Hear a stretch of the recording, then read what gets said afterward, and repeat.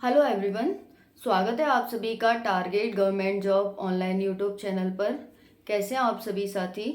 उम्मीद करती हूँ कि आप सभी साथी बहुत ही उम्दा होंगे, बहुत ही ज़बरदस्त होंगे, अपनी पढ़ाई अच्छे से कर रहे होंगे। तो इस वीडियो में मैं आपको बताने वाली हूँ CISF SCM 2019 की भर्ती के बारे में कुछ बातें हैं वो हैं आपके डाउट से रिलेटेड, जो कि आप सभी के बहुत सारे डाउट हैं, उन्हीं पर ये वीडियो बनाया जा रहा है। जो आप सभी के लिए, जो भी दर्शक इसे देखेंगे वीडियो को, सभी के लिए इम्पोर्टेंट होने वाला है, क्योंकि डाउट हर किसी के मन में नहीं आते हैं और डाउट से हमारे बहुत सारे डाउट क्लियर होते हैं और बहुत सारे डाउट हमारे माइंड में उठते हैं, है ना। तो हो सकता है आपके भी और माइंड क्रिएट हो इन डाउट से और आपके बहुत सारे डाउट सॉल्व हो जाएं।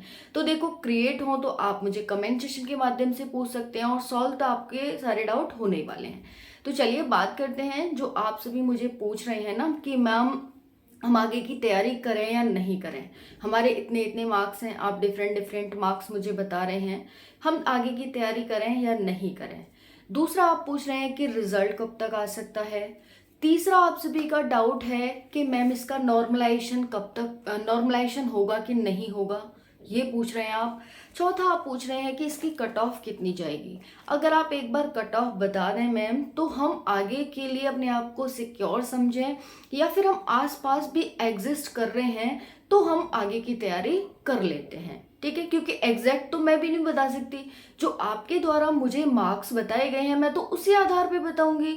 ना तो मैं आयोग ने मुझे बताया है कि इतने मार्क्स पे जा रही है कट ऑफ, ना ही कोई मैंने ये अनुमान लगाया है, ठीक है। क्योंकि आप सभी के क्वेश्चंस आ रहे हैं, मुझे डाउट आ रहे हैं और आप सभी के कमेंट आ रहे हैं कि इतने इतने मार्क्स हमारे इस कैटेगरी से बन रहे हैं, तो उसी आधार पर। और जो मैंने सर्वे करवाया था कम्युनिटी पर, पड़ा है, आप वहां जाकर देख सकते हैं, मेरा दूसरा चैनल है, मैंने वहां पर भी करवाया, तो उस आधार पर मैं आपको कट ऑफ बताने वाली हूँ, ठीक है। तो इस आधार पर आप अपने आप को सेफ एंड सिक्योर समझें और आगे की तैयारी करें। क्योंकि फ्रेंड्स, आप सभी जानते हैं कि ये जो भर्ती है वो 2019 की है, लगभग 4 साल हो गए हैं आपको इंतजार करते करते। तो इंतजार करने का मतलब 4 साल, तो इसका मतलब आप धैर्यवान हैं, क्योंकि बहुत सारे बच्चे भर्ती को छोड़ चुके होंगे, उम्मीद छोड़ दी होगी, या फिर उम्मीद छोड़ दी होगी, या फिर अदर जगह सेलेक्ट हो गए होंगे, सेलेक्ट नहीं होंगे हुए होंगे, तब भी वो नहीं देना चाहते भर्ती, कि कौन देगा इतनी लंबी भर्ती को। अभी तक तो सिर्फ 2 ही प्रोसेस हुए हैं, 3 प्रोसेस अभी बाकी हैं, कैसे कैसे वो कंप्लीट होंगे, कब कब होंगे, कौन इतना दिमाग लगाएगा। तो इस वजह से तो अब क्या है, आगे कंपटीशन बहुत कम है। अब तक कंपटीशन बहुत ज़्यादा था, लेकिन अब कंपटीशन बहुत कम है। और ये जो भर्ती थी वो 429 पोस्ट पर भर्ती थी, 2019 की भर्ती थी। तो चलिए हम इस वीडियो में बात करने वाले हैं, आपके सभी डाउट क्लियर होंगे कि आपकी कट ऑफ कितनी जाने वाली है, आपका रिजल्ट कब तक आ जाएगा, टाइपिंग के लिए कितने बच्चे बुलाए जाएंगे, टाइपिंग टेस्ट होगा वो हमारा किस फॉन्ट पर होगा, आगे का सिलेक्शन प्रोसेस क्या है, रिजल्ट कब तक आ जाएगा, नॉर्मलाइजेशन का फायदा किसको मिलेगा, मिलेगा भी या नहीं मिलेगा, ठीक है। और आप सेफ हैं, सिक्योर हैं, तो आप आगे की तैयारी करें। इस तरह से जो भी होगा हम आगे वीडियो में देखने वाले हैं, सारे डाउट बताने वाले हैं। तो चलिए देखते हैं। 429 पोस्ट पर भर्ती थी, 2019 की भर्ती है, आप धैर्यवान हैं और सेना में वही व्यक्ति, यानी ऐसा ही व्यक्ति जाने लायक है जो जिस स्टेज पर आप हैं। क्योंकि आयोग भी ये देखना चाहता है, कहते हैं ना भगवान किसी न किसी के रूप में हमारी परीक्षा लेते हैं। तो ऐसी भर्तियां बहुत सारी होती हैं जहां पर आपकी सिर्फ सोच देखी जाती है कि बच्चे की सोच क्या है, तो जो कि आपकी देखी जा रही है। हो सकता है आप लास्ट में जाकर के जितने बच्चे बचे हैं वो सारे ही सेलेक्ट हो जाएं, क्योंकि जो धैर्यवान नहीं है वो भर्ती को छोड़ चुका होगा। तो आप सभी निश्चिंत होकर के ये सोचें कि हमारा सिलेक्शन पक्का होने वाला है। तो चलिए देखते हैं, कट ऑफ भी बताऊंगी मैं आपको। अब देखिए, इसका 3 दिन एग्जाम चला था, फिजिकल इसका हो चुका है, जनवरी के लगभग फिजिकल हुआ था, और इसका एग्जाम हुआ था 23 जुलाई, 30 जुलाई और 6 अगस्त। इतनी जल्दी इसकी आंसर की आई कि हमने अनुमान भी नहीं लगाया था। हम अनुमान लगाते हैं कि 8 दिन में हमारी आंसर की हर एग्जाम की आ जाती है लगभग, लेकिन इसकी जो आंसर की वो 4 दिन में आ जाएगी, ये हमने सोचा भी नहीं था, लेकिन फ्रेंड्स आ गई। 6 अगस्त को एग्ज़ाम ख़त्म हुआ, लास्ट एग्ज़ाम 6 अगस्त को था और 10 अगस्त को आंसर की आ गई। चौंका दिया। इतनी जल्दी तो सीआरपीएफ की नहीं आई थी जितनी जल्दी सीआईएसएफ एससीएम की आई है। ठीक है, चलो आ गई। मैंने वीडियो बनाया कि अपनी आंसर की इस तरह से चेक कर लीजिए, जो भी मार्क्स हैं आपके और जो भी आप उठाना चाहते हैं मुद्दा और अपना जो भी, तो वो भेज सकते हैं आयोग को ऐसे वैसे। चलो ठीक है, अब बात करते हैं फ्रेंड्स यहाँ पर सिलेक्शन प्रोसेस की। पहले तो फिजिकल हो चुका, रिटन एग्जाम हो चुका आपका। अब आप इंतजार कर रहे हैं कि रिजल्ट कब तक आ जाएगा। तो देखिए आपका रिजल्ट है वो सितंबर लास्ट तक संभावित है। संभावित है, अनुमान ही लगा रहे हम कि सितंबर लास्ट तक, मतलब कंफर्म सा ही है कि सितंबर लास्ट तक आ ही जाना चाहिए। ओके, बट फिर कहूंगी मैं ये संभावित है। ओके, क्योंकि देखो ये भर्ती अगर ये इस साल के लास्ट तक यानी दिसंबर लास्ट तक होनी है कंप्लीट। तो अगर इसका जो रिजल्ट है वो सितंबर में आता है तो अक्टूबर में कहीं ना कहीं हमारा ट्रेड टेस्ट कंप्लीट हो जाएगा, जो हमारा टाइपिंग टेस्ट है।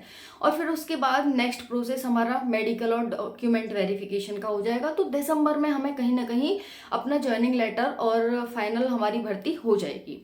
ओके, तो इस वजह से हम अनुमान लगा रहे हैं कि सितंबर लास्ट तक आपका हर हाल में रिजल्ट आना ही है। उसके नेक्स्ट मंथ अक्टूबर में आपका टाइपिंग टेस्ट शुरू हो जाएगा। अब उसके बाद टाइपिंग टेस्ट के बाद क्या होगा, डॉक्यूमेंट वेरिफिकेशन और मेडिकल। चलिए अब नॉर्मलाइजेशन की बात करते हैं कि नॉर्मलाइजेशन का फायदा मिलेगा या नहीं मिलेगा। तो फ्रेंड्स देखिए, जरूर मिलेगा आपको, बिल्कुल मिलेगा। जब भी एक से अधिक शिफ्ट में एग्जाम होता है तो ये तो एक से अधिक शिफ्ट के साथ साथ एक से अधिक दिनों में एग्जाम हुआ है, तो यहाँ पर आपको नॉर्मलाइजेशन का फायदा बिल्कुल मिलेगा। और उसको ज्यादा मिलेगा जिसके मार्क्स, जिसने गलतियां कम की हैं, और उसको कम मिलेगा जिसने गलतियां ज्यादा की हैं। तो नॉर्मलाइजेशन अपोजिट है, यानी इनडायरेक्टली प्रोपोर्शनल है किसके, गलतियों की। तो गलतियां कम तो आपका नॉर्मलाइजेशन ज्यादा, नॉर्मलाइजेशन कम तो गलतियां ज्यादा, इस तरह से। ठीक है, समझ आ गया आपको। ठीक है, अब हम बात कर लेते हैं यहाँ पर टाइपिंग की कि किस फॉन्ट पे आपको टाइपिंग करनी है। तो देखिए दो प्रकार की यहाँ पर टाइपिंग होने वाली है। क्या आपको दोनों टाइपिंग करनी है? नहीं फ्रेंड्स, आपको सिर्फ एक ही टाइपिंग करनी है। जैसे यहाँ पर हिंदी की टाइपिंग है 30 वर्ड्स पर मिनट और इंग्लिश की टाइपिंग है 35 वर्ड्स पर मिनट।